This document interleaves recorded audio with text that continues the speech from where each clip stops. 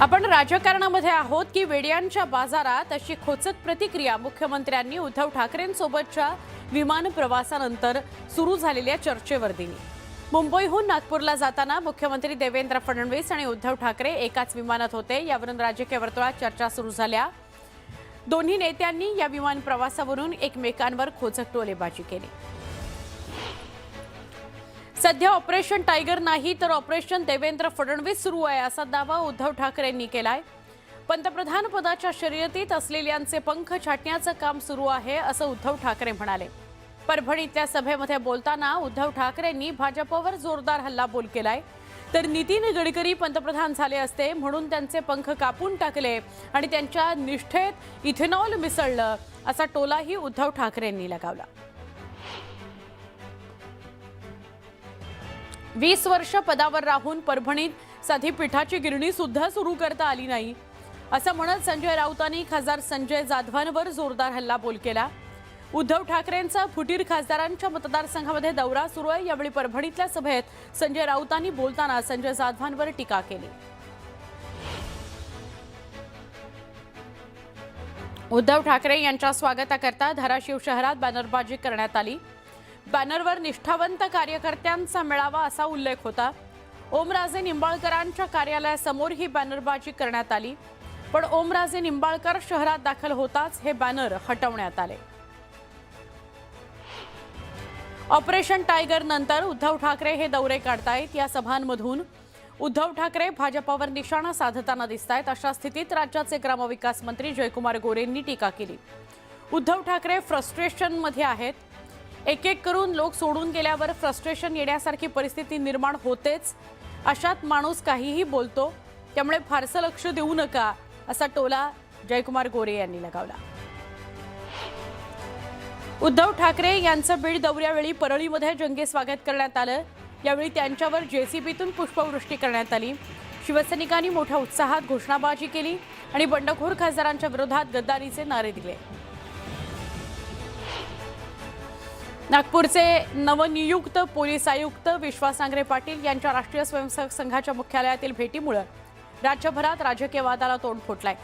या मुद्द्यावरून विरोधी पक्षांनी नांगरे पाटलांवर टीकेची झोड उठवली, तर राज्याचे उच्च आणि तंत्रशिक्षण मंत्री चंद्रकांत पाटील यांनी मात्र त्यांची जोरदार पाठराखण केलेली आहे। चंद्रकांत पाटील यांनी थेट विश्वास नांगरे पाटील यांना संघाची शाखा जॉईन करण्याची खुली ऑफर दिली आहे। लोहगडावरील केतन अग्रवाल हत्या प्रकरणाच्या तपासात महत्त्वाची घडामोड घडली। तपासाचा भाग म्हणून पोलिसांनी आरोपी सिया गोयल आणि चेतन चौधरी यांना रविवारी घटनास्थळी नेलं होतं आणि तिथे सीन रिक्रिएट करण्यात आला। पोलीस अधीक्षक संदीप सिंह गिल यांच्या उपस्थितीमध्ये संपूर्ण घटनाक्रमाची पुनर्रचना करण्यात आली। या प्रक्रियेतून तपासाला अधिक गती मिळेल, महत्त्वाचे धागेदोरे काही हाती येतील अशी शक्यता आहे। केतन अग्रवाल प्रकरणामध्ये रोज नवनव्या गोष्टी समोर येत आहेत। केतन अग्रवालच्या हत्येनंतर सियानं पहिला कॉल तिच्या आईला केला होता, अशी माहिती समोर आली आहे। सिया गोयलच्या आई-वडिलांची पुणे ग्रामीण पोलिसांनी शनिवार रविवारच्या दरम्यान 5 तास चौकशी केली। या संपूर्ण कटाबाबत आई-वडिलांना पूर्वकल्पना होती का, या अनुषंगाने पोलिसांनी चौकशी केली, अशी माहिती मिळते आहे। मुंबई पोलिसांनी मोहरमच्या मिरवणुकीदरम्यान सामूहिक विषप्रयोगाचा एक मोठा कट उधळून लावला। मुख्य आरोपी फैयाज प्रेमजी याला अटक करण्यात आली। फैयाज प्रेमजी याच्या पुण्यातील घराजवळ मोठ्या प्रमाणात उंदीर होते, त्यामुळे उंदीर मारण्याकरता फैयाज प्रेमजी नेहमी झिंक फॉस्फाईडचा वापर करायचा, अशी माहिती पोलीस सूत्रांनी दिली आहे। मुंबईमध्ये किरकोळ कारणावरून चाकू हल्ल्याच्या घटना घडल्यात। लोकलमधील हत्येनंतर आता माहीममध्ये तरुणावर जीवघेणा हल्ला झाला। धक्का लागून मोबाईल खाली पडल्याच्या वादातून 35 वर्षाच्या नवीन प्रसन्न याच्यावर चाकूनं हल्ला करण्यात आला। मोबाईल पडल्यानं आरोपीनं नुकसान भरपाईची मागणी केली। सतत सॉरी म्हटल्यानंतर सुद्धा राग अनावर झाल्यानं आरोपीनं या व्यक्तीच्या पोटात चाकू मारला आणि तो चाकू मारून तिथून पसार झालेला आहे। प्रसिद्ध चित्रपट दिग्दर्शक रोहित शेट्टी यांना पुन्हा एकदा धमकी आली आहे आणि 20 कोटी रुपयांच्या खंडणीची मागणी करण्यात आल्याचं समोर आलंय। लॉरेन्स बिश्नोई टोळीच्या नावानं ऑडिओ क्लिपद्वारे ही धमकी देण्यात आल्याचा दावा आहे। जुहू इथल्या त्याच्या घरावर झालेल्या गोळीबार प्रकरणानंतर हा फक्त ट्रेलर होता असा मेसेज सुद्धा देण्यात आला होता। या संपूर्ण प्रकरणाचा पोलिसांकडून तपास सुरू आहे। टीईटी पेपर फुटी प्रकरणातील तिन्ही आरोपींना भिवंडी न्यायालयानं 6 जुलैपर्यंत पोलीस कोठडी सुनावलेली आहे। रविवारी आरोपींना पोलिसांनी न्यायालयात हजर केलं होतं। हे प्रकरण आंतरराज्यीय असल्याचं समोर आलंय। हे प्रकरण आंतरराज्यीय टोळीचं असण्याची शक्यता आहे। न्यायाधीश SM सुतार यांनी आरोपींना 6 जुलैपर्यंत पोलीस कोठडी सुनावली आहे। राज्यातील टीईटी पेपर फुटी प्रकरणावरून राजकीय वातावरण पुन्हा तापलंय। या प्रकरणामध्ये शिक्षण मंत्री दादा भुसे यांच्या राजीनाम्याची मागणी जोर धरतीये।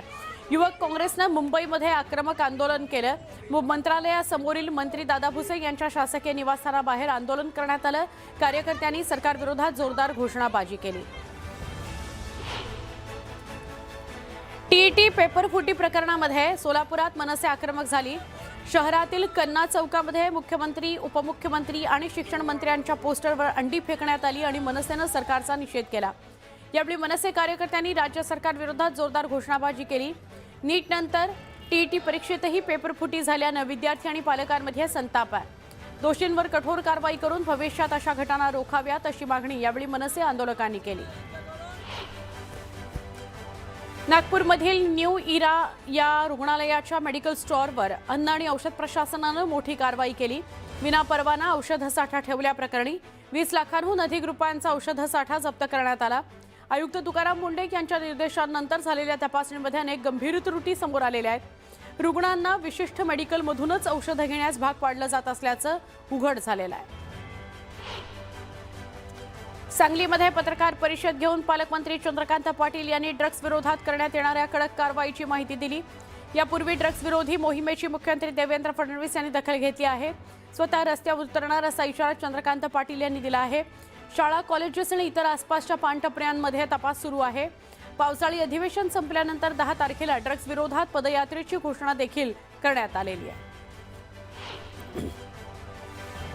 कृषी मित्र या भरतीच्या नावाखाली विद्यार्थ्यांची फसवणूक झाल्याचा आरोप करत परीक्षास्थळी मोठा गोंधळ उडाल्याची घटना समोर आली आहे। जिल्हाभरातून आलेल्या 350हून अधिक विद्यार्थ्यांनी परीक्षेला हजेरी लावली होती।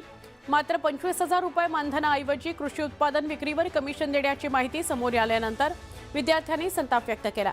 असा जाब कोऑर्डिनेटरला विचारला असता फी परत करून संबंधित कंपनीवर गुन्हा दाखल करण्याची मागणी विद्यार्थ्यांनी केली आहे। गुरुग्राम मधल्या पटोदी बिलासपूर या रोडवरच्या पेट्रोल पंपावर स्कॉर्पिओ चालकानं तब्बल 6,000 रुपयांचं पेट्रोल भरलं आणि पैसे न देताच भरधाव वेगानं तो तिथून पसार झाला। गाडी पळवतानाचा पेट्रोल मशीनचा पाईपही तुटला, त्यामुळे पंपाचं नुकसान झालं। संपूर्ण घटना सीसीटीव्हीत कैद झालेली आहे। पोलिसांनी फुटेजच्या आधारे स्कॉर्पिओचा क्रमांक शोधण्याचं काम सुरू केलेलं आहे। अहमदाबादमधील व्यासवाडी चौकाजवळ कार आणि बाईकची टक्कर झाली। मोठा अपघात झाला। अपघाताची घटना सीसीटीव्हीत कैद झाली आहे। या अपघातामध्ये 3 तरुण गंभीर जखमी झाले। अपघाताचा व्हिडिओ सोशल मीडियावर व्हायरल होतोय। यवतमाळ परिसरामध्ये झालेल्या मुसळधार पावसामुळे पिंपळगाव ते आसेगाव देवी मार्गावर वाहतूक बंद झाली होती।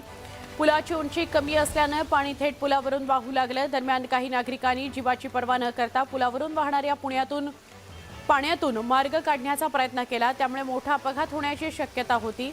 नागरिकांनी घटनास्थळी गर्दी केली होती। बीड जिल्ह्यामध्ये लिंबा गणेश परिसरामध्ये वादळी वाऱ्यासह मुसळधार पावसानं जोरदार हजेरी लावली। तब्बल 1 तास कोसळलेल्या पावसामुळे सर्वत्र पाणी झालं। पेरणी योग्य पाऊस झाल्यानं शेतकऱ्यांमध्ये आनंदाचं वातावरण आहे। आता खरीप हंगामाच्या पेरणीची लगबग सुरू झालेली आहे। लातूर शहर आणि परिसरात मुसळधार पाऊस बरसला। जवळपास अर्धा तास तुफान पाऊस झाला। मान्सून हंगाम सुरू झाल्यानंतर प्रथमच दमदार पाऊस झाला। पावसानं हजेरी लावल्यानं वातावरणात गारवा निर्माण झाला। खरीप हंगामातील पेरणीच्या कामांना गती मिळण्याची शक्यता त्यामुळे निर्माण झाली आहे। अनेक ठिकाणी पेरणीसाठी तयारीला लागलेले आहेत। दमदार पावसामुळे शेती कामांना चालना मिळणार आहे। संपूर्ण जून महिना कोरडा गेल्यानंतर सोलापूर जिल्ह्यामध्ये मुसळधार पावसानं दमदार हजेरी लावली। पावसानं ओढ दिल्यामुळे जिल्ह्यातील शेतकऱ्यांसमोर मोठं संकट उभं टाकलंय। परंतु दुपारनंतर जोरदार पावसाला सुरुवात झाली। दक्षिण सोलापूर, अक्कलकोटसह अनेक भागांमध्ये झालेल्या पावसामुळे शेतकऱ्यांना मोठा दिलासा मिळाला आहे।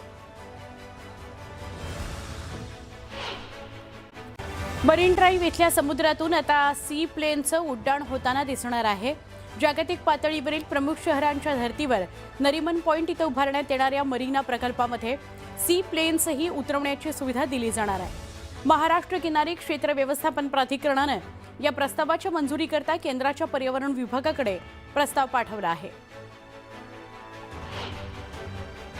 राज्यात पावसाचा जोर आजपासून वाढण्याचा अंदाज हवामान विभागानं वर्तवलाय. मुंबईसह कोकणपट्टीत आणि घाटमाथ्यावर मुसळधार ते अतिमुसळधार पावसाचा इशारा देण्यात आलाय. पश्चिम किनारपट्टी, संपूर्ण कोकण आणि सह्याद्रीच्या घाट भागामध्ये आजपासून ते 2 जुलै या काळामध्ये पावसाचा जोर वाढणार आहे. चर्चगेट प्रभादेवी मार्गावर उपनगरीय लोकल करता स्वतंत्र भूमिगत रेल्वे बोगदा बांधण्याच्या दिशेनं महत्त्वाचं पाऊल पडलं आहे. त्यानुसार या प्रस्तावाच्या व्यवहार्यतेचा अभ्यास करण्याकरता रेल्वे बोर्डानं अंतिम स्थान सर्वेक्षण करण्यास मंजुरी दिलेली आहे. लवकरच त्याला सुरुवात होणार आहे. बोगद्यामुळे उपनगरीय आणि लांब पल्ल्याच्या रेल्वे वाहतुकीचं विभाजन करून विद्यमान मार्गावरील ताण कमी करण्याचा रेल्वेचा प्रयत्न आहे. आषाढी एकादशी सोहळ्यानिमित्त पंढरपूर इथं श्री विठ्ठल रुक्मिणीच्या दर्शनाकरता लाखो वारकरी भाविक येत असतात. त्यांचं दर्शन कमी वेळेमध्ये आणि सुलभपणे व्हावं याकरता 10 जुलै 2026 पासून VIP दर्शन बंद तसंच मंदिर परिसरामध्ये 9 व्हेकल झोन करण्याचा निर्णय घेण्यात आलाय, अशी माहिती दिली आहे राज्याचे ग्रामविकास आणि पंचायत राज्यमंत्री पालकमंत्री जयकुमार गोरे यांनी. राज्यात कांद्याची आवक 1.4% वाढून 1,90,500 टनांवर पोहोचली. तरीही बाजारातून मागणी वाढल्यानं दरांवर दबाव आलेला नाही. लासलगाव बाजारामध्ये कांद्याचा सरासरी दर 1,642 रुपये प्रति क्विंटल नोंदवण्यात आलाय. तो गेल्या आठवड्याच्या तुलनेमध्ये 5.8% वाढलाय. देशात कांद्याची आवक 3,65,000 टन इतकी नोंदवली गेलेली आहे. कांजूर मार्ग ते बदलापूर मेट्रो 14 हा मार्ग दुमजली पूल बांधण्यात येणार आहे. त्यानुसार कल्याण उल्हासनगर बदलापूर प्रस्तावित प्रवेश नियंत्रित महामार्ग आणि शिळफाटा कल्याण राजनोली हा मार्ग उभारण्यात येणार आहे. या एकत्रीकरणाकरता मुंबई महानगर प्रदेश विकास प्राधिकरणानं सल्लागाराची नियुक्ती केलेली आहे. जळगावच्या चाळीसगाव शहरातील ब्रिज कॉर्नर समोरील रेल्वे पादचारी पुलावरील 12 लोखंडी पोल आणि कठडे कोसळल्याची धक्कादायक घटना घडली आहे. सुदैवानं यावेळी पुलावर नागरिकांची वर्दळ नसल्याने कोणतीही जीवितहानी झाली नाही. रायगड जिल्ह्यातील कर्जत तालुक्यातील सांगवी इथं रिसॉर्टच्या बांधकामादरम्यान मोठी दुर्घटना घडली. वेल्डिंगचं काम सुरू असताना लोखंडी स्लॅब कोसळला. 3 कामगार अडकले. यापैकी दोघांनी स्वतःची सुटका करून घेतली. एका कामगाराला खोपोलीच्या रेस्क्यू टीमनं 5 तासांच्या अथक प्रयत्नांनंतर सुखरूप बाहेर काढलं. आता आपण एक सविस्तर बातमी बघूया. जळगाव जिल्ह्यातील भुसावळ तालुक्यात हतनू धरणाच्या जलसाठ्यामध्ये पावसामुळे वाढ होतीये. धरणामध्ये सध्या 48.82% इतका उपयुक्त जलसाठा आहे. 2 दरवाजे प्रत्येकी अर्धा मीटरनं उघडण्यात आलेत. धरणामधून 2,543 क्युसेक इतक्या वेगानं पाण्याचा विसर्ग सुरू आहे. नदीकाठच्या नागरिकांना सतर्क राहा, सावधान राहा, नदीपात्रात जाणं टाळा असं आवाहन करण्यात आलंय.